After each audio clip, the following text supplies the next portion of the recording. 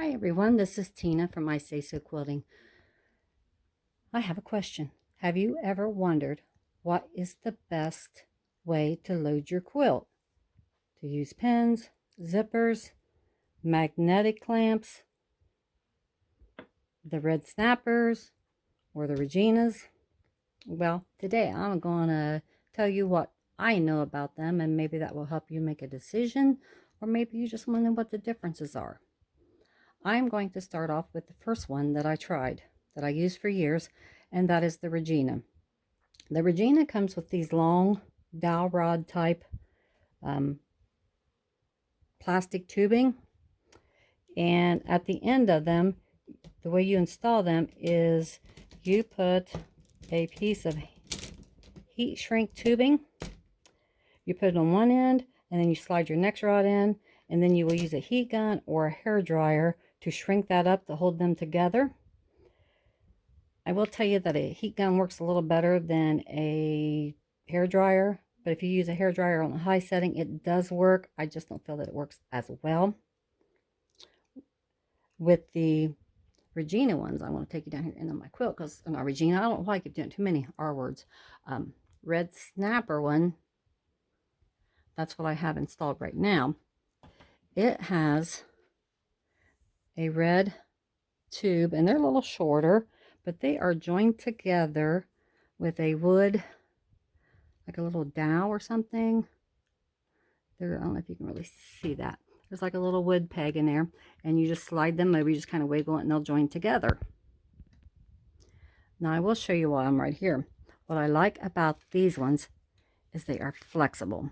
So if I do have to pin a quilt, which sometimes I still do, I can just take this out and roll it up like a hose, and it doesn't take up a lot of room because they're flexible and they don't break when I bend them. The Regina ones are not flexible. They are very, very stiff. That's about much flex as you can get, but you obviously cannot roll that. So what you end up having to do if you're short on space, a lot of us do not have enough space that would accommodate the length of two quilting machines, because you have to look, when those are joined together, that is as wide as your quilt, they are as long as your quilting machine is. So to fish those out, you're going to have to separate them. And when you do, it's not going to hurt anything, but they are not going to hold together as strongly. And when you put them back together, you end up getting this little excess tubing in there, so they're not flush up against each other. However, that does not hurt the use of them. They still work perfectly.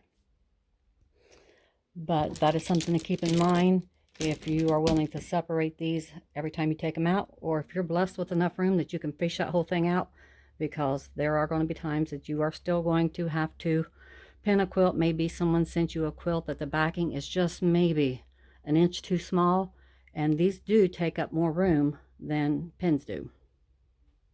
The reason I went with leader grips is because when you're pinning, putting pins in, taking pins out, and doing that all the time, it damages the nerves in your hands. You might end up with carpal tunnel or tendonitis or something. So I had to do something, because I love quilting. So I had to look at some other options besides pinning all the time. And if you are going to use pins, use good quality pins. These are a little thicker, but they do, they are a little bit flexible, which you want that when you're rolling your quilt. You want them to flex just a little bit, but you don't want ones that are so thick that they're going to leave a hole in your fabric, and you don't want ones so thin that they're going to bend when you put the least amount of pressure on your quilt. So you want good quality ones. I used the ones with the yellow heads on them for years. These have been my favorite. They're easy to pull out. I do like those. I don't know the name of them right now, but I do like those. They're nice and long, so I don't have to put as many in. Okay, I wanted to show you the pros and cons of when you put them on. Good news, I guess, is that the rods from both the Regina and the Red Snapper are the same size. So if you have one system already and you want to try the different grips on the outside, they're interchangeable. They do work. So I don't know if it saves a lot of money to do that. I haven't tried it. I just happen to have both sets. If you put these on and they're not seated all the way, the only way that I can tell with these red snappers is that, I don't know if you can see that, there's a little bit of a wave or a bump in it. That's the only way I can tell that that is not seated all the way down. And I'll go through and push them on, and they snap on just fine. On these ones, they get a little bit, to me it gets like a little I'll say discoloration. You can see here it shows the quilt, and then here you get like a little bit of shadow. It's probably not showing up real well on the camera because I have the overhead light on, but that's how it's easy for me to tell when those are not seated. So now it's all the same color. I do like that better, but the other thing is too is the Regina ones are a lot longer than the red snappers. I will go get one and be right back and show you the difference. Okay, hopefully you can see that on that black table. The Regina one, I believe, is 42 inches. The red snapper's longest one here is 19 inches. So when you are loading a quilt, it will take more of these to put on to load the same size quilt and less of these. Pros and cons to that: you're not putting as many on, but if your quilt is really long and you get down to the end of your leader grips or your leaders, their short one is right here. That can be kind of a challenge because you may run out of space to put one. You can always put these little short ones on, but they do not hold as well as what the actual grips do. Regina comes with these shorter ones that you can get, and to do that, you're supposed to start in the middle and work your way out. I typically don't, to be honest with you. I will start at the end of my quilt, which this is not it. I just had that up here to show you. I will start and then go all the way across. I've been quilting long enough that I can just about guess how many it's going to take and how far it's going to extend. So these are a little bit more flexible. See, I'm really bending that, and it's not showing any signs of damage. This, if I bend it very much, it would snap. It's more rigid. I've never had one of these break by doing that. However, I've had these for years, and with hard plastic, it does tend to maybe disintegrate a little quicker. So I was getting a couple that was starting to break on the sides, so I needed to replace them. And replacing them all, which I figured, if one's starting to break, it won't be long till the other ones start to break. You were looking at pretty much the same as buying a new set. So I decided, well, I'm going to try the Reginas because I really haven't used them, and I can't find any videos that tell me what the big difference is. So that's one of the reasons I'm doing this video, so that you can compare the two and make up your own mind. And so here's the two. This is more rigid. You have longer grips. These are more flexible. They're shorter. And then you have these where their short ones are like that. And I know you can go on their site and get different sizes, like 6 inches and stuff, I believe. Don't hold me to that, but you can always check on their site. And these have a little bit of they're a little tougher to get on when you first put them on, but they're not like really difficult. It's a lot easier for me to do that than the pin quilt. They do snap on pretty well, and you can hear them when they click on. You can hear that sound, you got them on there. And they do, if you have hand pain, they do help a lot. Okay, the last ones I want to tell you about. And I know people use zippers. I've never used zippers. To me, I don't want to go to all that time putting one on.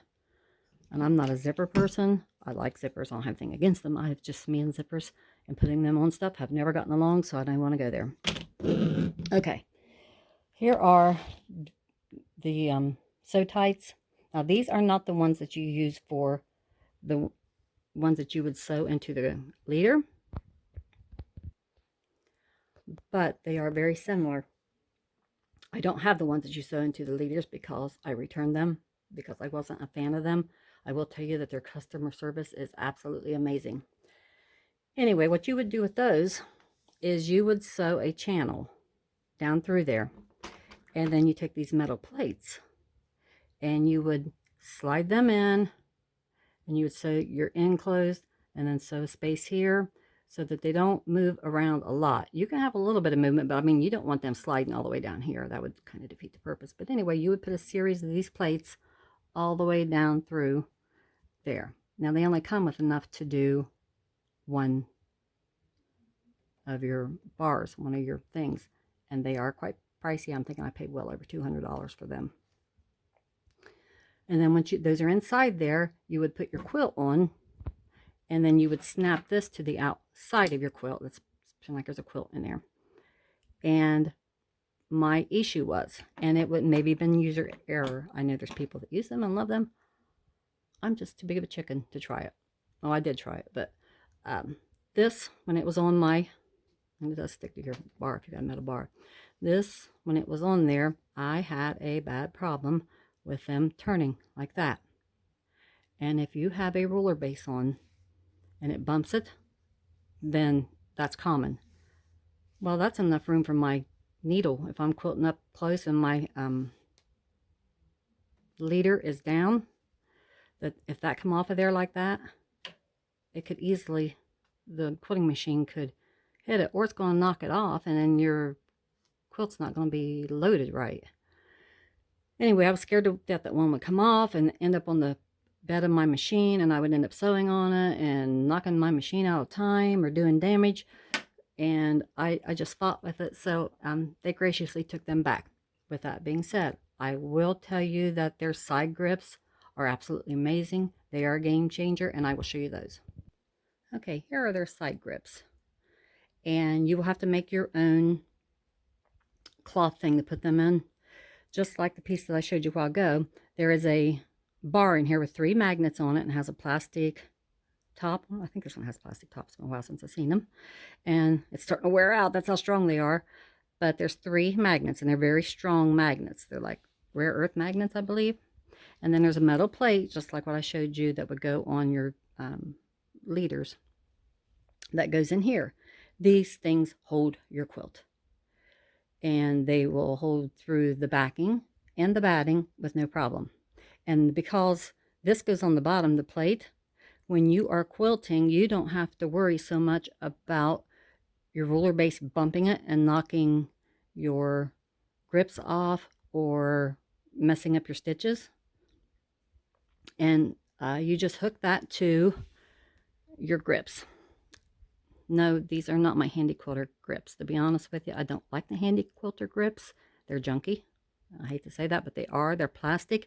And then they have these little like pads on the end, plastic pads that grip your quilt, and they're constantly flipping up, and I hated them. So I used to have an APQS machine. Love, love, love that machine. I love my handy quilter too, but I love their grips a lot better. They are strong. But when you are squeezing grips all the time to release a quilt, and you're doing that multiple times a day, it hurts your hands after a while. I don't ever have to squeeze these. They stay on there. The only purpose of those is to hold this thing. And the other plus side is you can snap these to your frame. If you have a metal frame right there, and then they're not hanging down and these things getting caught on bars or wrapped around each other. They just store nicely right there. And here's my other one. And they're right there. That is a game changer. I 1000% love these things and recommend them. The ones for the leader grip, you know, if you've used them and tried them and have success with them, great. And like I said, it could have been user error. I just did not care for them, and they stressed me out using them, so I stopped using them. There is one more that I've heard people try. I guess they're set up very similar to these. They're for track lighting or something. They use those, and they put wood dowels in there and use them. I've not tried that. I suppose it would be a lot less expensive, but I know people that have tried them and have a lot of success with them, so that's always an option. Okay, the downside with using these is that you do have to have more backing. Not a lot more. I used to be able to get by with 4 inches of excess backing. I mean, that was pushing it. This, I need 6 inches, because when it is on there, as you can see, both brands have a ridge. These you may not be able to see as well, but against that black, there's like a ridge right here. Likewise, this one does too. This one is more flat on the bottom, where this is more rounded. Okay, I put my base plate, roller plate on. The problem that you can run into, because these do have that lip on them, is that your plate, if these are down far enough, they can bump into that, and it can mess your stitching up if you're not careful. That's why you need a little bit extra fabric to allow for those to be out of the way. I will say that the Reginas, because they're rounded, is a little more forgiving. Not the Reginas.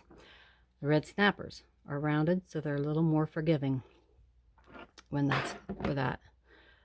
It's not like you're going to be sewing there, but your ruler base comes all the way back to here. That's quite a bit of sewing space. Most people's not going to start that far down in their quilt to avoid that.